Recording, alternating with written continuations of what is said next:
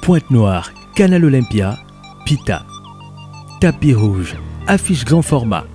Il ne s'agit pas d'une avant-première ou d'une cérémonie des Oscars, mais plutôt de la première édition du Digiforum, grand rendez-vous des acteurs du digital. Stylo, calepin et téléphone en main, la grande salle au fauteuil rouge a été prise d'assaut par plusieurs participants. Le digital, facteur de croissance et de développement, le thème choisi pour cette première édition. E-commerce, du marketing digital au marketing durable, la justice à l'ère du digital, la digitalisation des services de l'État, les outils digitaux dans les entreprises congolaises, règles pour booster vos campagnes, la place des femmes dans le monde du digital sont entre autres les sous-thèmes abordés par les intervenants. Cette première édition a connu la participation de plusieurs acteurs de l'écosystème entrepreneurial au Congo, mais aussi d'une présence remarquée des autorités, tous intervenant autour du thème du jour. Avec un panel 100% féminin, l'objectif était d'interpeller tout le monde sur la puissance de cet outil révolutionnaire. Le digital facilite l'accès aux marchés internationaux, ouvrant ainsi les nouvelles opportunités d'exportation de nos entreprises locales. Sont là les mots de celui qui est derrière cette grande rencontre. Entrepreneur, amoureux du Congo, acteur du changement et du développement, Armand Kaniokoko est aujourd'hui à la tête de MyPamo Group, entreprise de communication 360 spécialisée en conciergerie. C'est dans l'optique de pouvoir contribuer à l'évolution des communautés qu'il a épousé ce combat. Nous avons eu l'occasion de le recevoir sur notre plateau pour discuter des projets mis en place dans le même sens, mais surtout de sa vision à long terme.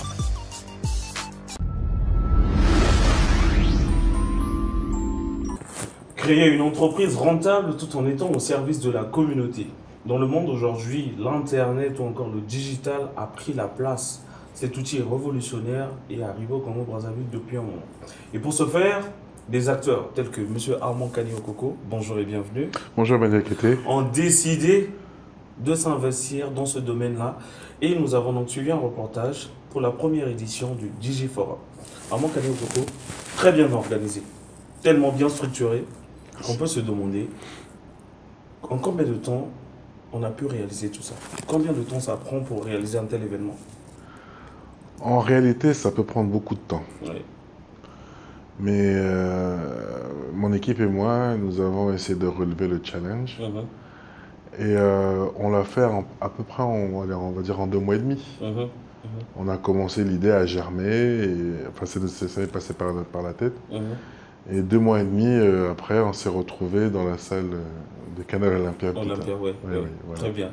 Très belle journée. Découverte, témoignages, études, cas pratiques et tout ce qui va avec. Quel était l'objectif principal pour cette première édition? L'objectif principal, c'est de réellement éveiller les consciences. Oui. Éveiller les consciences sur le monde du digital. Parce que beaucoup pensent qu'ils sont dans le digital, mais en fait, non. Ils ne le sont pas. Donc, il fallait montrer, faire le premier pas, montrer qu'est-ce que c'est que le digital, afin de pouvoir ensuite embrayer et aller sur d'autres thématiques. Mais le digital, les premiers pas sur le digital devaient être posés. Exactement. En parlant du digital, on a également vu un panel 100% féminin, avec des grosses têtes. Un internaute m'a demandé, c'est un co-marketing, parce qu'il y avait un peu tout le monde, on va leur faire un coucou. Brenda Kaboulou, Elvie Godjen, on va citer Daisy Portela qui revenait de la Côte d'Ivoire et du Canada aussi. Est-ce que c'est un co-marketing ou c'est une véritable interpellation sur la place de la femme dans le monde du digital? C'est pas un co-marketing. En tout cas, moi, j'ai pas vu ça en forme de co-marketing.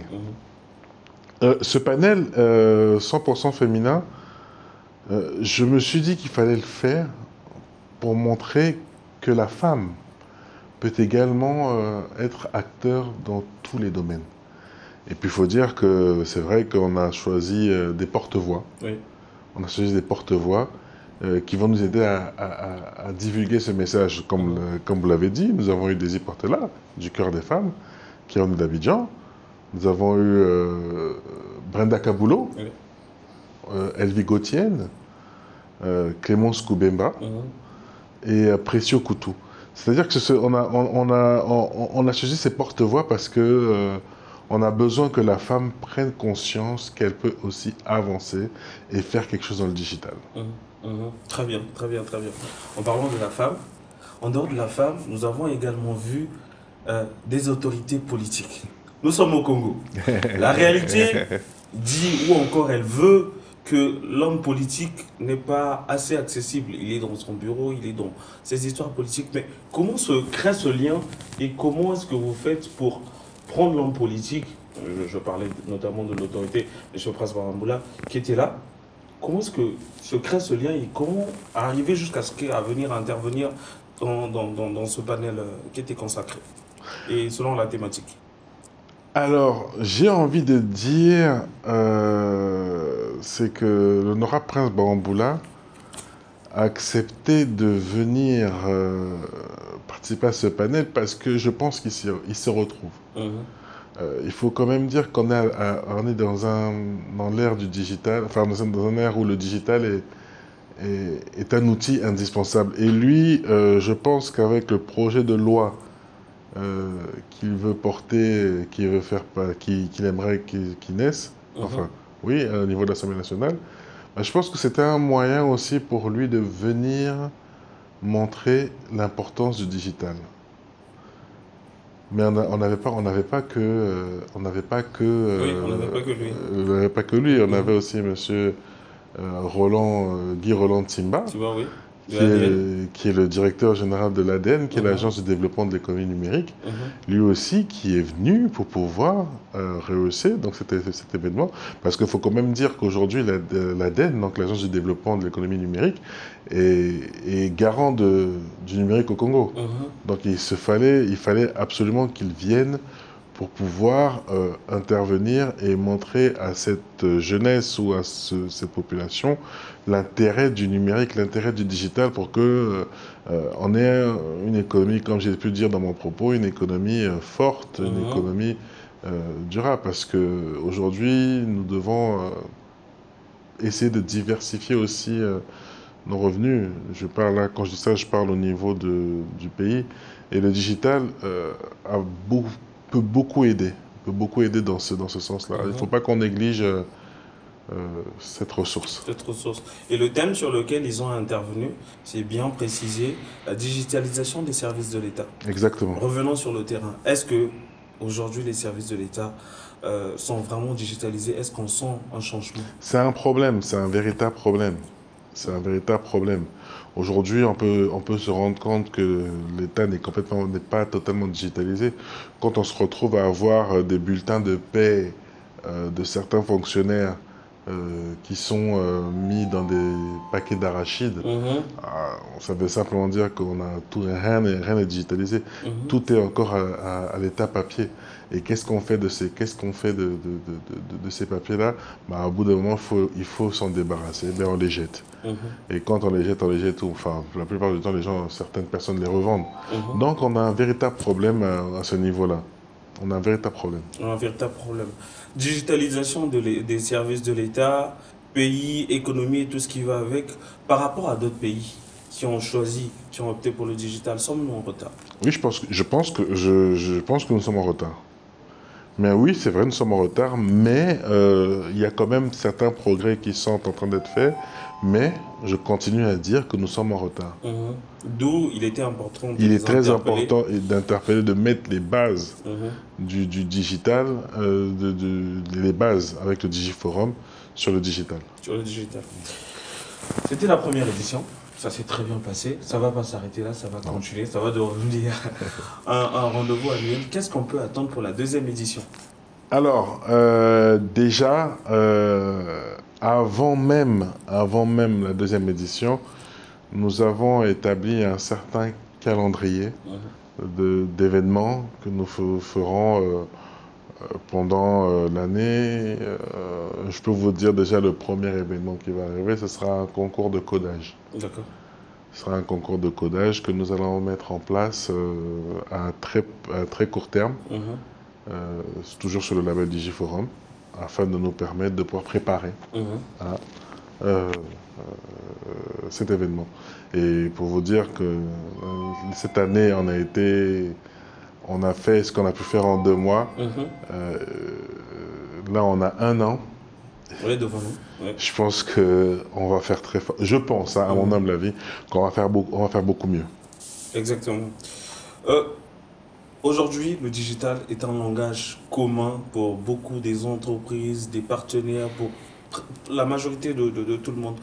Nous avons vu que vous avez eu un accompagnement de plusieurs partenaires. Est-ce ce langage commun du digital qui a fait qu'ils puissent vous accompagner, ou ils ont d'abord cru en vous et bien sûr au projet Digiforum? Je pense que ils ont cru au projet. Parce que comme j'ai dit tantôt, le digital, c'est quelque chose de très important. C'est une ressource qu'on ne peut pas négliger. Et aujourd'hui, le digital, comme je disais, est une ressource qui va permettre de faire avancer les choses. Et notamment, je vais prendre un partenaire comme Canalbox, aujourd'hui qui a à cœur de pouvoir donner de l'Internet à moindre coût aux Congolais. Parce qu'il faut quand même se rendre compte qu'aujourd'hui, l'Internet reste cher.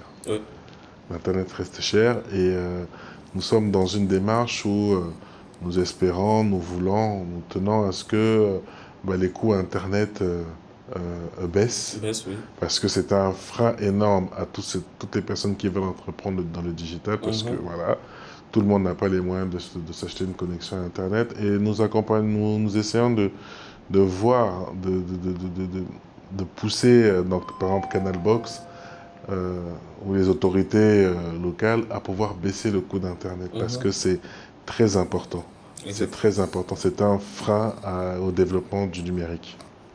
Digiforum, aujourd'hui, grande rencontre des acteurs qui entreprennent dans le digital ou encore qui sont beaucoup animés par le digital. Aujourd'hui, oui. Et demain, ça ressemble à quoi Digiforum? Demain, Digiforum. Écoutez, nous avons plein de projets. Demain, Digiforum, nous espérons que ça devienne une vraie institution. Digiforum, nous espérons que demain, ça devienne comme un gros point de rencontre où les acteurs du digital se retrouveraient au Congo pour parler du digital. Les acteurs, pour la première édition, nous ne sommes qu'arrêtés aux acteurs congolais, mais nous espérons et nous souhaitons que ça soit beaucoup plus grand demain avec des acteurs qui viennent de l'étranger pour pouvoir apporter leur lumière, pour pouvoir apporter la pierre à l'édifice sur le monde du digital congolais.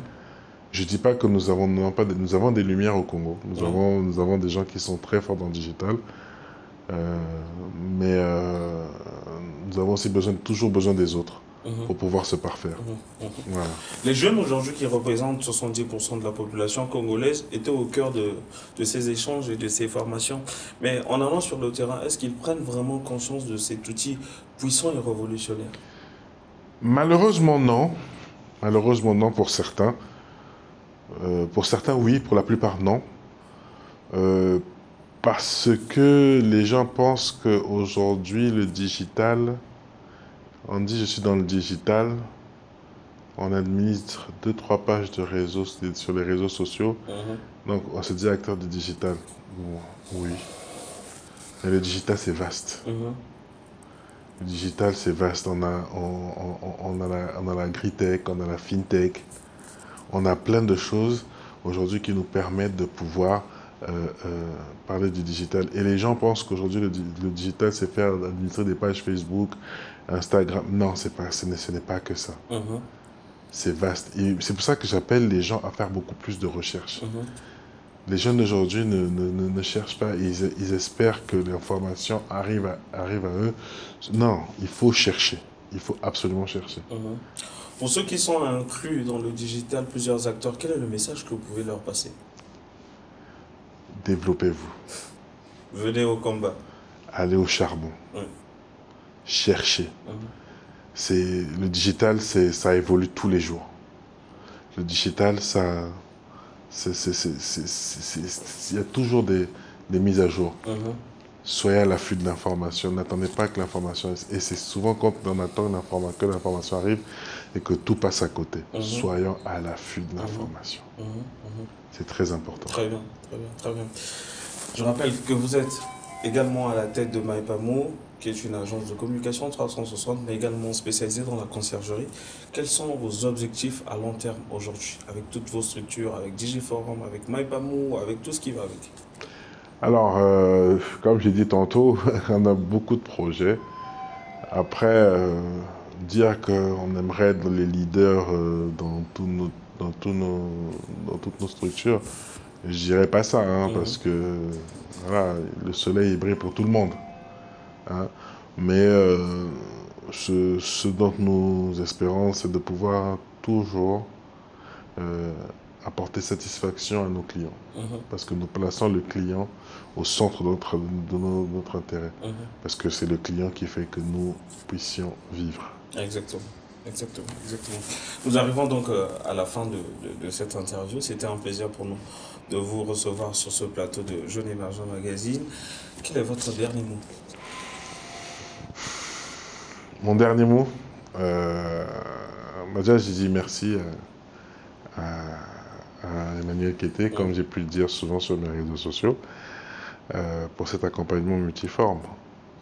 Je dirais à l'endroit des jeunes, de la jeunesse, qu'il faut absolument se réveiller. N'attendant pas tout des autres, n'attendant quasiment rien des autres. Travaillons, levons-nous, arrêtons de dormir parce que chez les autres, c'est vrai qu'on dit que l'herbe est toujours plus verte chez les autres, mais ce que l'on voit nous donne de l'espérance. Et nous devons nous lever et nous battre afin de pouvoir espérer avoir une économie forte et une jeunesse beaucoup plus active. Voilà, c'est ce que je veux. Merci beaucoup. Voilà, nous sommes donc à la fin de cette interview et je rappelle pour vous que je recevais M. Armand Kani-Okoko, qui est manager général de MyPaMo, mais qui est également à la tête de Digiforum, qui est aujourd'hui un grand festival qui rassemble tous les acteurs du digital. Nous sommes arrivés à la fin de cette interview, c'était un plaisir pour moi de vous présenter cet épisode. Je vous donne rendez-vous le mois prochain, sûrement pour d'autres découvertes. Restez branchés, suivez-nous sur toutes nos plateformes. Je vous dis à très bientôt, portez-vous bien.